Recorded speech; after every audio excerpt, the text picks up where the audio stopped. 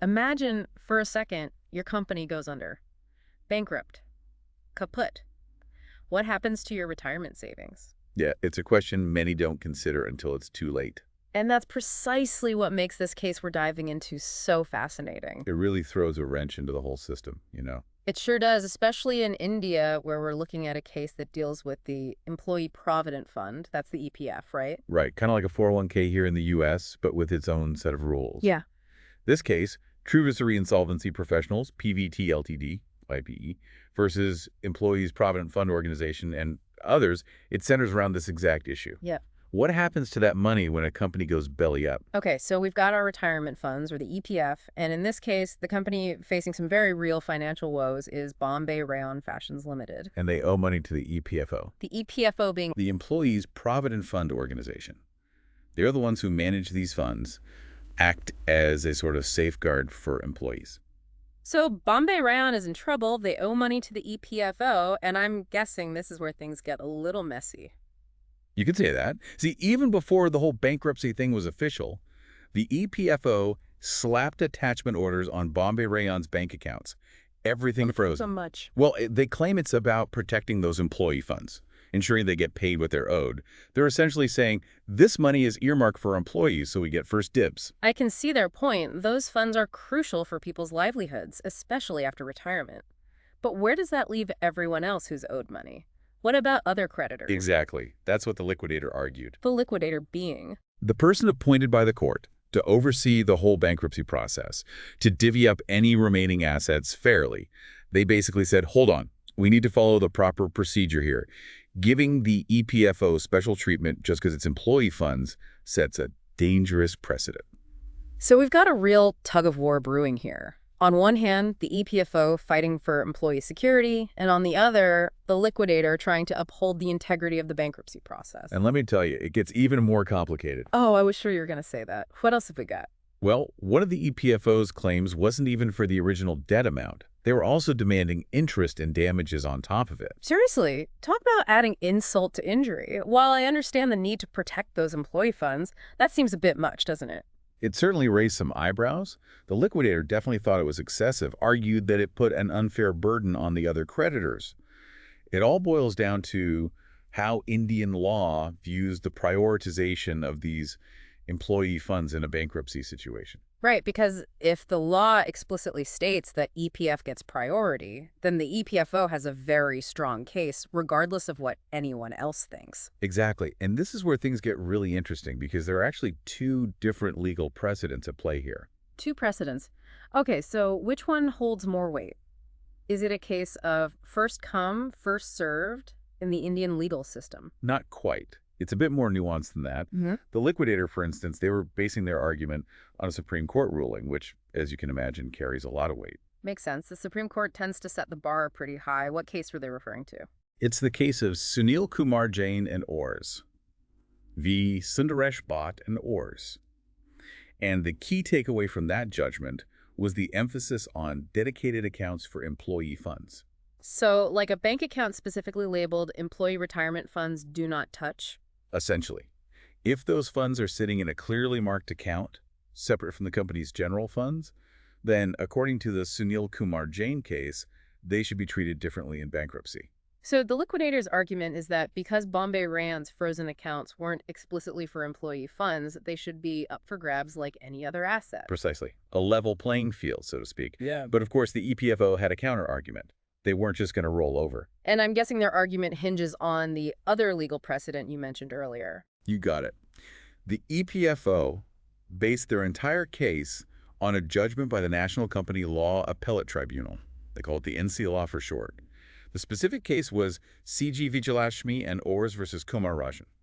Okay, so we've got one Supreme Court case and one NCLAT case. Are these courts on the same page? That's the million-dollar question. The NCLAT in the Vijayalakshmi case suggested that employee funds should be given priority no matter what, even if there's no dedicated account. They basically said these funds are so important, so vital for employees' well-being, that they deserve special protection in a bankruptcy.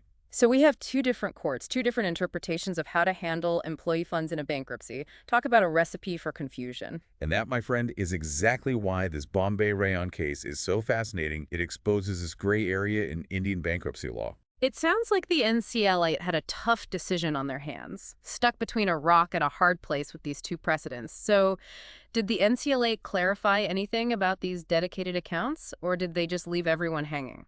Well, they definitely didn't just dodge the issue. This is where another recent case comes in, actually, the Anuj Bajpai versus EPFO case. Ah, okay, so this is getting even juicier, a case within a case. What went down there? So in Anuj Bajpai, the NCLA had to deal with that exact question, dedicated accounts. And their ruling, they actually went ahead and prioritized employee funds even though there wasn't a separate dedicated account. Interesting. So it's not a black and white issue having that dedicated account, but this Anuj Bajpai thing, did it happen before our Bombay Rayon case? It did, yeah, just before. So the judges in our case, they had this fresh precedent to consider. Okay, so the plot thickens.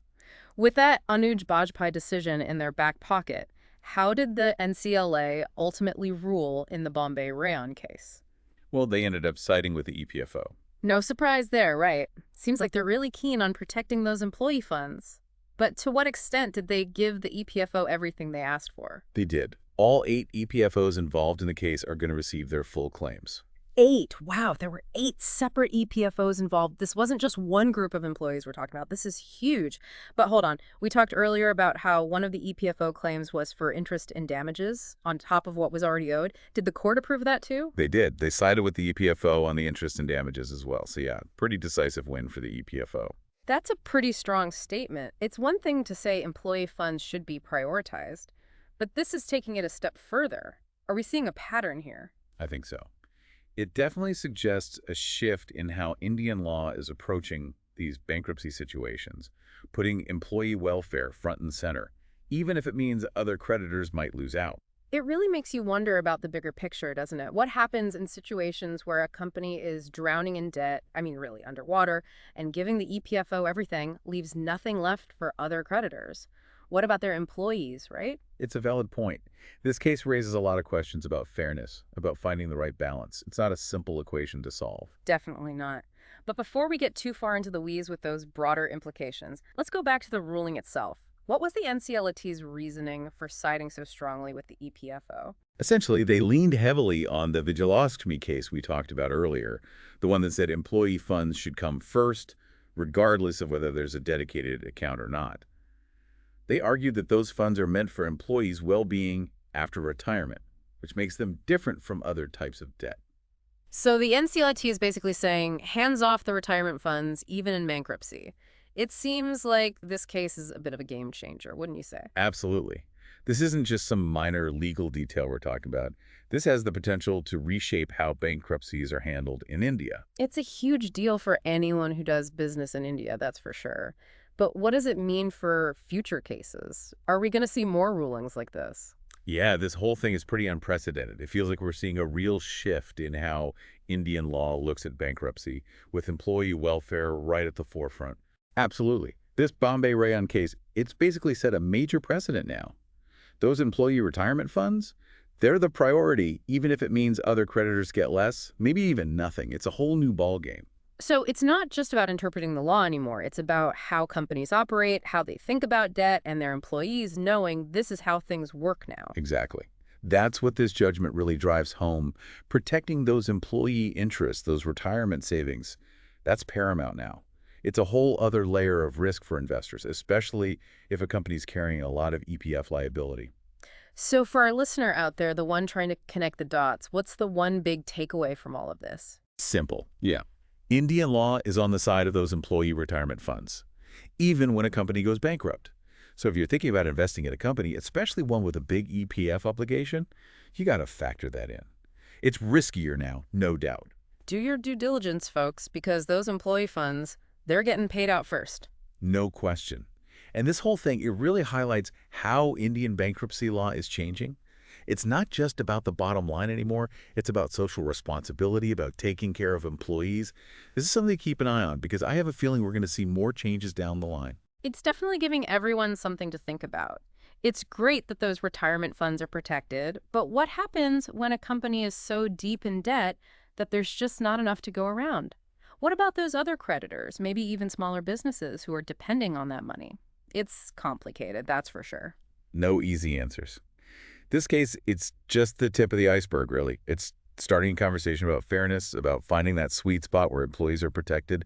But the whole bankruptcy process is still equitable for everyone involved. It's a conversation that needs to happen, and it's one that's going to keep evolving. For everyone listening, this whole deep dive, it just shows you how important it is to stay informed. The legal landscape, it's constantly changing, especially in a world that's moving as fast as ours. The more you know, the better decisions you can make, whether you're an investor, a business owner, or just someone who wants to stay ahead of the game. Thanks for joining us, and remember, knowledge is power.